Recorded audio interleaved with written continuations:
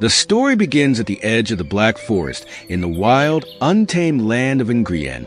A lone figure stands in the shallow stream, a weathered man holding a fishing net. His rugged appearance, wild hair, a scruffy beard, and a fur cloak speaks of a life spent in solitude. With a gruff mutter, he lurches forward, his voice low as he watches the water ripple around him. "Stay still, you little bastard. I could use a bite off your bones." The fish beneath the surface is oblivious to the hunter's presence until, with practiced precision, the man captures it in his net. He looks down at his catch, almost as if talking to it. "Bit too quick for you, eh? Not the clever sort, methinks. You're the tasty sort, though, so I believe we'll get along just." But before he can finish, a sound breaks the stillness, a horse approaching quickly, and the man's instincts snap into action. He spins, eyes wide, hand reaching for his blade. He's caught off guard. Stay back, or I'll. The rider dismounts slowly, unfazed, his calm demeanor sharp against the tension in the air. Without a flicker of emotion, he speaks in a steady voice. "Relax. Not gonna hurt you." The man, still wary, watches him closely as the rider continues, as if nothing had happened. "Saw you fishing. Haven't seen anyone else in days." The fisherman, beginning to relax, can't help but laugh. Bored of talking to your horse. Well, you sure gave me a start." The rider gestures toward the horse, a silent companion who stands patiently by. With a shrug, the rider explains, "Sorry. Like you said, no company but Roach here for days, and she's not all that demanding of courtesies." The silver-haired rider stood near his horse and casually spoke. "Some food, room to run, and the occasional bowel movement. That's all she really needs." The fisherman, Jacob, listened, a wry smile forming on his face as he replied, his posture relaxing. "I'm not much above that lifestyle myself, but I'll do what I can to be companionable." With a hand on his chest, Jacob introduced himself, his tone easy and casual. "Name's Jacob Ornstein. I'm a hunter." Jacob, the self-proclaimed hunter, walked over to a nearby tree where his own horse was tied up and where his bag hung on a branch. Reaching up, he took it down and called back to Geralt. "I could hunt up a taste of onions and cheese for my pack. If you're hungry, and there's the perch, if you've an hour or so to wait for the fish to cook." Meanwhile, Geralt, still stroking his horse, glanced at Jacob and replied with a hint of humor. "Sounds fine. All of it. Good to be off the horse. My ass is about halfway to leather." The scene shifted, and suddenly, Geralt raised a bottle of wine in his hand, a gesture of camaraderie. "Got plenty of wine in return. Been looking for a reason to break this open." Jacob's eyes widened as he saw the bottle, recognizing it immediately. Evra. Luch? From Toussaint? A rare treat. Expensive. He gave a short laugh, shaking his head as he added, "Who would have thought I'd run into royalty in the wilderness?" Geralt replied, "My name's Geralt, and I'm not royalty." Jacob smirked, then replied, his voice still carrying a touch of jest. No, I can see that. You're a witcher, aren't you?" Suddenly, Geralt's expression hardened, his eyes narrowing into dangerous slits. His pupils glowed a yellow hue, resembling the eyes of a predator. Jacob froze. Geralt's hand moved swiftly behind his back to grasp the hilt of his sword, preparing to unsheath it. Jacob, startled, raised both his hands in defense and took 2 steps back toward the riverbank. The water there bubbled and churned as if something stirred beneath. He spoke in a rush, his voice a mix of confusion and fear. "Wah!" Jacob continued to raise his hands, showing he meant no harm, as he slowly backed away. "I mean no offense. Damn it, men." Geralt, now fully drawing his sword, stepped forward with the blade in hand. He closed the distance, his hand coming to rest on Jacob's shoulder. Jacob flinched at the touch, his voice rising in fear. "Gods!" Without warning, Geralt raised his sword high, ready to strike. Jacob braced himself for the blow, convinced it was coming. But in the next instant, Geralt shoved him aside and lunged forward, his sword coming down, not at Jacob, but at the bubbling section of the stream behind him. "Get back!" Geralt barked as the blade cut through the water, sending a powerful splash into the air with a loud esplush. Jacob, now regaining his bearings, looked on in disbelief. He stammered, still shaken by the sudden turn of events. "What?" The blade of Geralt's sword cleaved through the water with a forceful splush, sending a shower of droplets scattering in every direction. The stillness of the river was shattered by the power of his strike. But the ripple effect wasn't the only thing that disturbed the water's surface. Beneath the churning current, something stirred. Out of the depths emerged a hand, a grotesque greenish, scale-covered limb, its skin sickly and slick with water. The creature's hand reached out, one grasping toward Geralt's arm, the other outstretched toward his face. The sheer size of it was enough to make the water around them seem to pulse with menace. Jacob, still trying to process the strange events unfolding before him, could only stare in wide-eyed horror as the monstrous appendage advanced. He had never seen anything like it before. "Shit, what's that?" he shouted, panic creeping into his voice as he yanked his axe free from its sheath and gripped it tightly in his hand. Geralt reacted with a swiftness born of years of training. He twisted and jerked away from the monster's grip, just narrowly avoiding the crushing force of its claws. The Witcher's eyes locked onto Jacob for a moment, his voice cutting through the air. A drowner! With the creature still thrashing in the water, Geralt regained his footing, his strength pushing the creature beneath the surface. One hand seized its throat, his fingers tightening with a vice-like grip, pinning it down. His other hand raised the sword high, ready to strike. The raw power in his movement was undeniable, each muscle tense and poised for action as he forced the creature further underwater, suffocating it. Jacob, now filled with a mix of fear and excitement, stepped closer, a glint of triumph in his eyes. "Yes, that's it. Hold him under. You have him. Drown him," he shouted, his voice filled with fervor as he raised his axe high, rallying to finish the job. Geralt, with a wry smirk curling on his lips, responded with his typical dry humor despite the danger. "He's a drowner. Already drowned once. Won't work again. Gotta do something else." His words hung in the air as he tightened his grip on the creature's neck, his other hand bringing the sword down in a swift motion. The blade plunged deep into the beast's chest with a sickening shunk, blood splattering in all directions, staining the water red. The creature's struggles ceased, its body limp beneath Geralt's strength. The Witcher looked down at it, his expression as steely as ever. As the creature's lifeless form bobbed up to the surface, Geralt's sword remained embedded in its chest, blood slowly pooling around it, turning the once clear river a dark crimson. The fight was over, but the bloody aftermath would linger in the water for much longer. An hour later, the cold night had settled in, and Geralt sat by the fire, his leather armor now dried and discarded to the side. His chest was wrapped in a thick blanket, his body exhausted from the struggle earlier.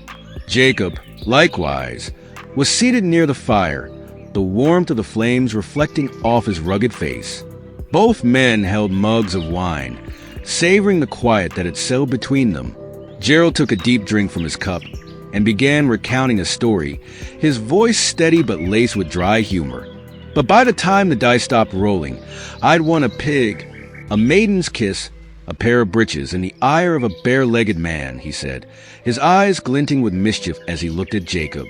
"That's when I knew I had to leave town." Jacob laughed heartily, his belly shaking with the force of his joy, his eyes crinkling with mirth. As the laughter died down, Geralt poured more wine into Jacob's cup, raising an eyebrow as he asked, "How about you, Jacob? Alone out here?" Jacob took the cup eagerly, accepting the wine, his demeanor shifting slightly as he looked down at the drink in his hand. "Alone? I suppose so. Yes, ever since my martyr died." His voice darkened. and a shadow passed over his face as the weight of the memories seemed to settle in. Geralt's voice softened in sympathy. "Sorry to hear that." Jacob stood for a moment, wiping his hand across his face, the sorrow clear in his eyes. Excellent wine and honest sorrow, both appreciated. He paused, the flicker of the fire casting shadows on his weathered features. Truth be told, Marta's death is something I've not settled into. Raising his cup to his lips, Jacob gestured toward a nearby hill with his thumb. "That's her," he said, watching us from up the hill. Geralt turned his gaze to where Jacob pointed. In the distance, atop a low hill, a figure stood silhouetted against the twilight sky. The outline of a woman was barely visible, but it was clear she was watching them.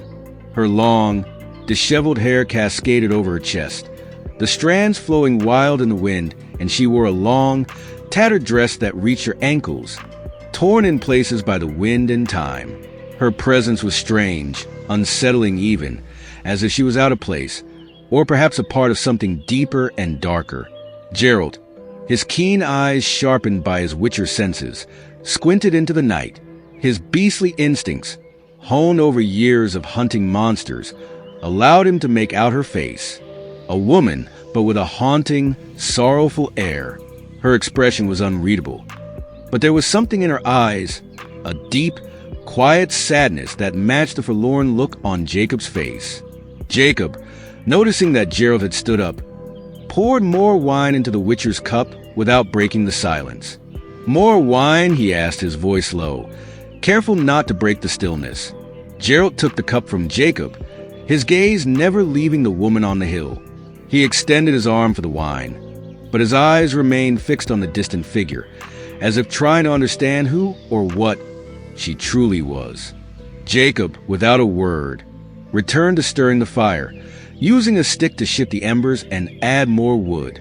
The quiet hung heavy between them, the only sound the crackling of the fire and the distant wind rustling the leaves.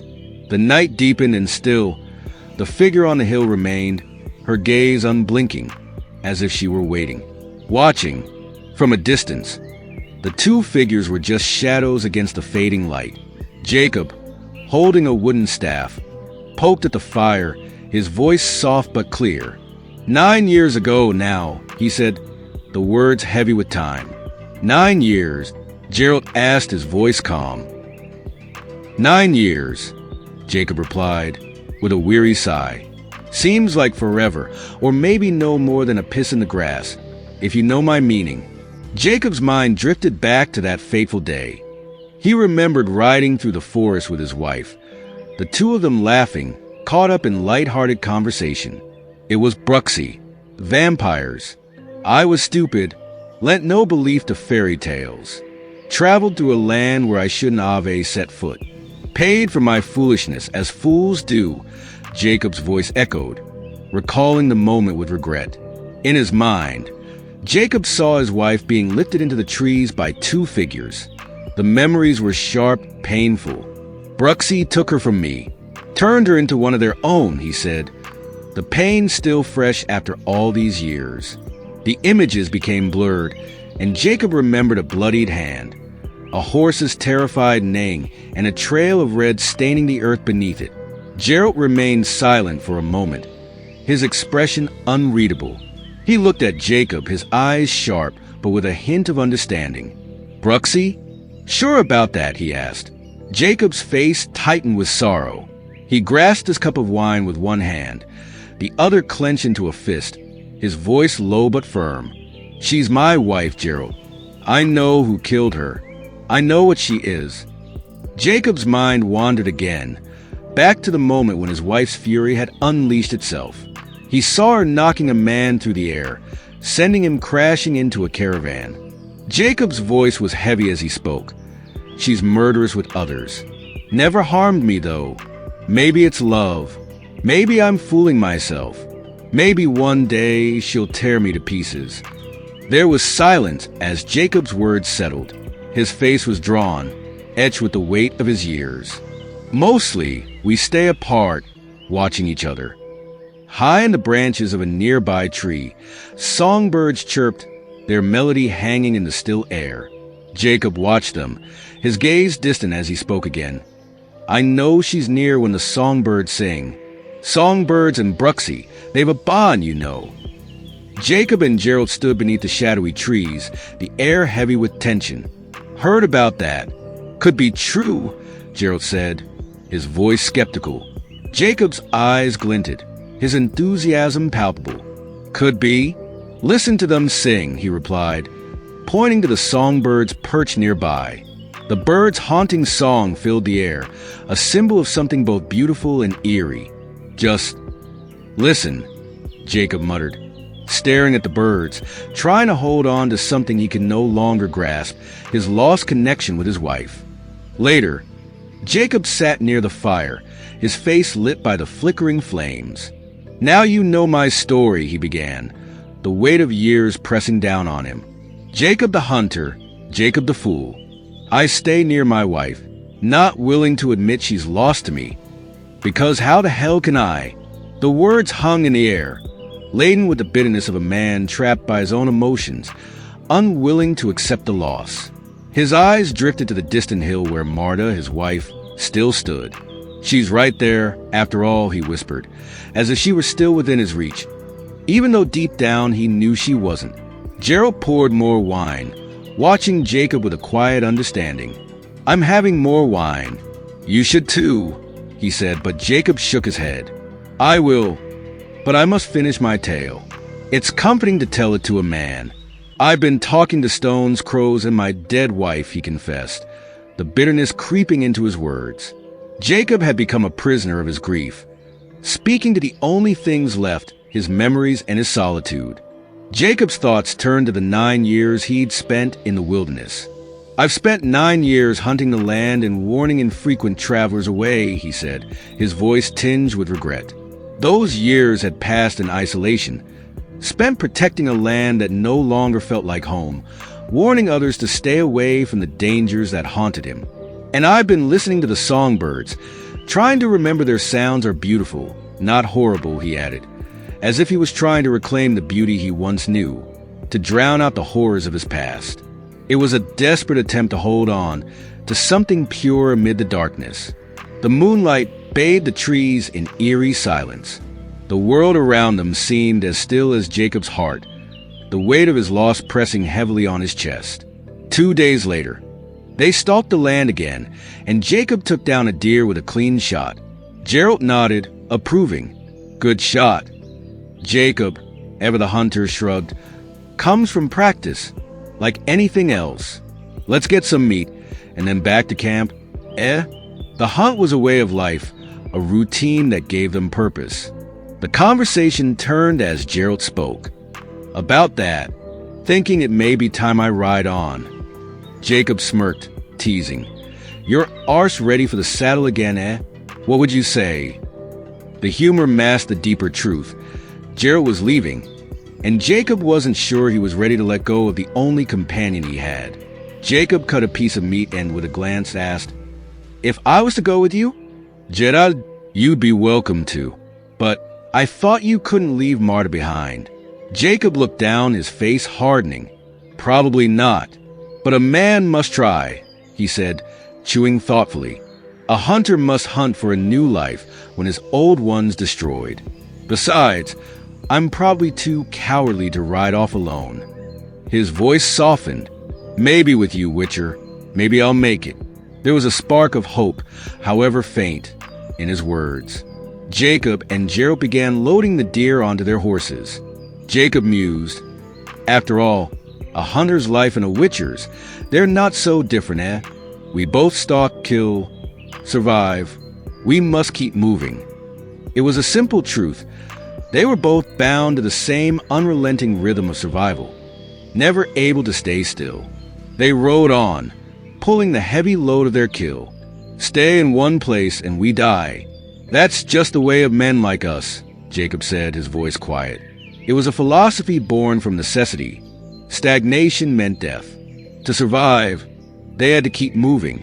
3 hours later, Jacob was finishing his preparations, strapping his gear onto his horse. The routine was familiar, almost mechanical now. a necessary step before embarking on the unknown ahead. Jacob and Geralt set off, riding into the fog. The silence between them was heavy, the world ahead both comforting and uncertain. Jacob glanced behind, looking at the hill where Marta still stood. The past was never far from him. His face, marked by scars and the passage of time, spoke of all he had endured. His eyes, though weary, held a quiet resolve. The road ahead was still long, but Jacob was determined to walk it. As they rode, Jacob looked back one last time at the hill where Marta's shadow had once stood. It was empty now, the past fading as they moved further away. It was time to leave her behind, even if it meant facing the future alone. The two riders made their way through the black forest, the canopy above so thick that only slivers of moonlight broke through the shadows. The air was damp, heavy with the smell of moss and decay, and the path beneath them seemed endless. Black forest, Geralt? Jacob's voice was low, eyes scanning the dark woods around them. Geralt gave a faint smile, the kind of smile that never reaches eyes. Thought we'd ride through it, yes, unless you're scared. Jacob let out a dry chuckle, but his gaze was fixed on the twisted trees. Only a fool wouldn't fear these woods. Been that fool once already. Shame you weren't around back then. All right, let's go. They pressed on, the eerie silence pressing down on them like a weight. Strange shapes moved in the dark, and the trees seemed to watch them, whispering secrets they couldn't hear. The further they went, the more the forest seemed to close in. Then, ahead of them, through the dark, the silhouette of an old graveyard emerged. Tombstones jutted out of the earth, some cracked, others half-sunken, their age hidden under layers of grime. The air around it felt different, colder somehow. Well, don't this look bleak? Jacob muttered, eyeing the graves. Geralt's voice was calm as usual. Couldn't agree more. Graveyard might be older than the forest. They stopped, their horses uneasy, but neither man spoke as they took in the scene. There was something wrong about it, an unnatural stillness that didn't belong. Geralt's senses flared. He narrowed his eyes, scanning the darkness. Stay close. There's something here, he warned, his hand resting on the hilt of his sword. Jacob's eyes darted around uneasy. I see what's here. A graveyard. But why in a mongrel's name is there a graveyard here? His voice grew rough, filled with confusion. That's what I'd like to know. As they moved deeper into the eerie graveyard, the oppressive air seemed to grow heavier. The twisted trees around them creaked, their shadows stretching like skeletal hands. The tension was thick. Something wasn't right. The silence was shattered by the harsh voice of the creature peering out from behind a gnarled tree. Going? Both riders froze, their senses heightened. You hear something? Geralt asked, his voice calm but wary. I did. A woman's voice, I think, Jacob replied, his voice strained as he scanned the surroundings. But Geralt, ever cautious, knew better. He turned to Jacob, his voice low and steady. That's no woman. Suddenly, the grotesque figure emerged, a hideous, hunched creature with long, spindly fingers and hair matted in clumps. It cackled maniacally, its toothy grin wide as it spoke. A witcher and a hunter by my nest, I declare. Hee, handsome men. Going are you? Going to the house. Jacob, now visibly unnerved, replied, his voice trembling.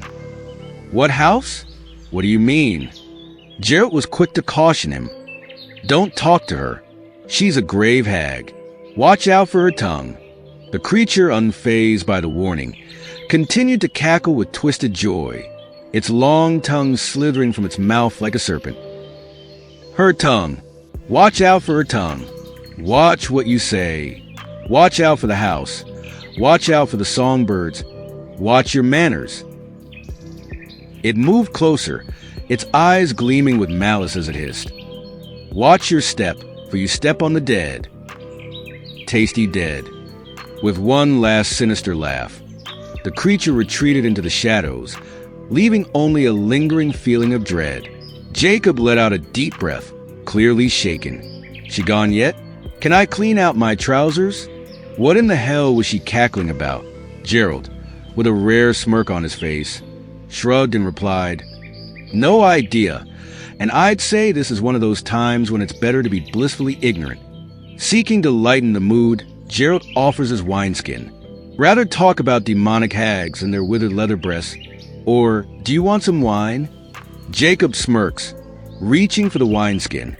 "I'll take the wine, and I'll thank you not to mention the other topic while I'm drinking, Witcher." Geralt takes a long swig before handing it over. Jacob accepts the wineskin with satisfaction, saying, "Ah, tasty, tasty wine." As they continue through the dense forest, Geralt resumes his story. So they said, "We can let you out of prison, Witcher, but you've got to kill the bloodthirsty giant or marry that maiden you've been fondling." Jacob raises an eyebrow, intrigued. "And you said..." Geralt smirks. "I said, how big's the giant?" Jacob chuckles, repeating the line to himself. "Heh heh. How big's the giant?" he says. The two share a laugh, their voices fading into the murmur of the forest as they continue onward. As Geralt and Jacob ride deeper into the unsettling forest, an unnatural light filters through the trees, casting long, eerie shadows. Jacob squints up at the sky, shielding his eyes. "Shouldn't it be getting dark?" he asks, his voice tinged with worry. Geralt replies steadily, "It should, but it's not." They continue, the silence thickening, broken only by the creak of their saddles and the rustling of leaves. Geralt glances around, his instincts sharpened. "I'm beginning to think we shouldn't be in these woods." They pass strange symbols carved into trees, skulls hanging like grim ornaments. Jacob, visibly uneasy, mutters, "All very fine to say now, Geralt." Geralt shrugs, unconcerned. "Go back if you want, Jacob. Marta probably misses you." Jacob scowls, but his voice holds determination. "No, Geralt, I'll not go. I'm more concerned about being forever bound to Marta than I am about this forest, which probably makes me even more the fool." They move on, and Jacob begins noticing the unsettling details around them, the markings, the bones, the twisted branches overhead. Though I'm not such a fool that I haven't noticed the strange markings, the twigs and bones hanging from the trees, or how you've been itching to draw your sword. "Anything you'd like to share, Witcher?" Geralt's response is dry but measured. More like, "Something I want to avoid sharing." "Too late for that, though. I think we're in a maze." Jacob frowns, dismissive. "A maze? Nonsense. It's just a forest." Geralt's tone is calm but certain. Nothing is ever just a forest. Every forest is alive. They have their own thoughts and tricks. They ride on, past a blood-stained tree they recognize, a chilling reminder that they're circling back. Geralt's voice breaks the silence, low and serious. "There are ancient things here, twisting the path, twisting our sense of direction. We've ridden past here before." Jacob's brow furrows as he turns to Geralt, his tone skeptical yet curious. "Ancient things? What do you mean by ancient things?" As they proceed through the dense, eerie woods, a shadowy figure suddenly looms ahead, shrouded by a swirling mass of crows. The crows seem almost to cling to the creature, their wings casting dark shadows across the forest floor. Geralt narrows his eyes, extending an arm to point at the figure. "That," he says, his tone calm yet foreboding. Jacob's eyes widen as he takes in the strange, monstrous form. The creature is tall, with skeletal antlers sprouting from its head, branches and moss intertwining with its body, making it appear as though it's a part of the forest itself. "Gods!" Jacob exclaims, his voice filled with a mixture of fear and awe. "What is that thing?" "It seems a part of the forest." Geralt replies evenly, "It's a leshen. Maybe we were both fools to ride into these woods." The leshen lets out a guttural growl, and the crows scatter wildly around them, creating a chaotic flurry of black feathers. Their horses rear back, terrified, but Geralt raises his hand and casts the Axii sign to calm them. The animals settle, But Jacob's face remains pale with dread. "Can we run?" Jacob asks, desperation clear in his voice. Geralt, his gaze steady, replies, "We could try, but it'd be useless."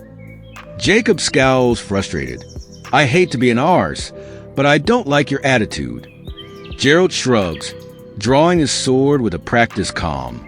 "Me neither, but running be a waste of time and energy. We're caught in a maze. Leshens are territorial.